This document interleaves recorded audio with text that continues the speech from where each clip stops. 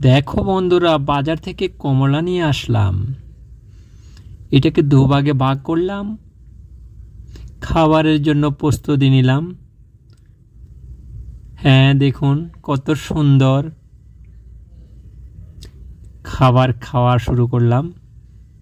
Heavy test. আরেকবার। এগুলো তো পরিষ্কার করা হলো না আসলে। এগুলো পরিষ্কার করলে মনে হয় একটু ভালো হতো, কিন্তু এবার ডালিম খাবো। ডালিম কমলার ছোকলার ভিতরে রাখা হলো। ডালিমটা বেশ মিষ্টি, কারণ কালারটা অনেক অনেক একদম পাকা ডালিম। এবার এই ডালিমটা হাতে নিয়ে আমি চাইনিজের মতো একটু খেতে চেষ্টা করলাম। দেখা যাক চায়নারা যেভাবে খায়।